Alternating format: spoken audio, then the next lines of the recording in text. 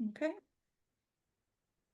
Hi, everyone. Thanks for being here, where we are exploring different divorce professionals, common and uncommon, and just a little mini introduction to various divorce professionals. And today I'm excited that we have Karis Nafte with us. She is a pet custody specialist. She's got over 25 years of experience working with dogs and their families. Karis is a certified dog behavior consultant. Good job. Thank Yep. you. Thank you. And an accredited family mediator. She's also the creator of pet custody, a pet custody course for divorce professionals. Good And job. she's the author of a brand new book called Who Keeps the Dog. She also has her own practice, which is also called Who Keeps the Dog. And I'm going to let her fill in a little bit more of the details on that. But thank you for being with us. And Karis, thanks so much for being here today. Thank you for having me, Christina. I'm really happy to be here. Absolutely. Well, let's dive right in because these videos are meant to be very short. So the first question I have for you is when somebody reaches out to you, what is likely going on in their family? One of two, say, transitional moments are usually when people reach out to me. So the one is they are in the middle of a divorce or of a breakup. It might not necessarily be an actual marriage and a divorce, but people reach out to me when their relationship is over and they realize there's a dog in the picture or a cat maybe or a parrot, and they have to figure out now what are they going to do with their animals. And the people who contact me are opting not to fight it out with lawyers and go to court, but they want to try to make the decision themselves and they want guidance for that. So that's the one client base that I have. And the other, I would say the other fork in the road, the other time people get in touch with me is long after their divorce, maybe a year, when I say long, maybe a year or two later. And whatever they've been trying to do with their dog, sometimes it's sharing custody, sometimes it's visiting, is not working anymore. And they want to get, again, guidance about what is the next step forward. And that's where I come in.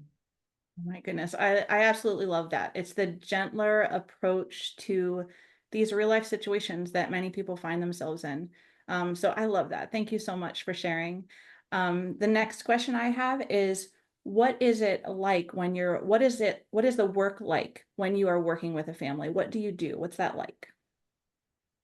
So when I'm working with my clients, I get sort of say, the background story from each person. So I want to know what is their kind of, let's say, what's their hope for the future or what for them is the best outcome for each person. Sometimes it's very different. And I need a background story specifically or a background history of the dog itself. So what breed of dog are we looking at? How old is it? Does it have any behavioral issues that we need to be aware of? Is it a rescue dog? The whole backstory of each individual dog, because even if you have 3 Labradors, they might all come from different backgrounds. So that's where my experience as a dog behaviorist comes in, is that I can work with the background of the dog and what that's likely to mean for going forward.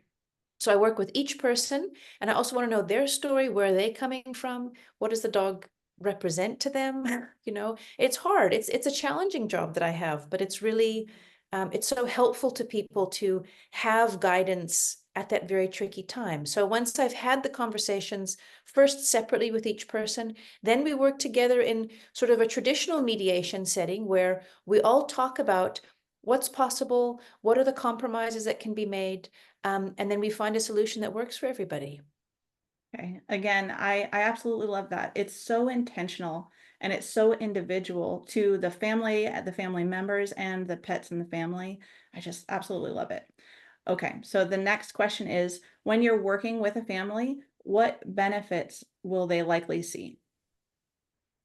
The main benefit that they'll see is that we prioritize the dog's well-being. So that's the whole ethos of the work that I do. That's why I started this work, because I saw in so many custody matters, the dog gets forgotten. It's about the fight. It's about power. It's about revenge, or it's just about emotions that are just big and people can't sift through them. So the main benefit people get is knowing that the dog is going to be the core focus of the work that we're going to do. And then separate from that, it really gives people peace of mind knowing that whatever kind of schedule we come up with or plan or whatever the resolution is, even if it's maybe not exactly what they wanted, they feel at peace with it because they know their dog is going to be okay. Yeah, I love that. Definitely a peace and some comfort moving forward, even though the change is happening, everybody's taken care of, including the dog. I love that. Yeah. All right. And the last question I have is, can you tell us where we can reach you?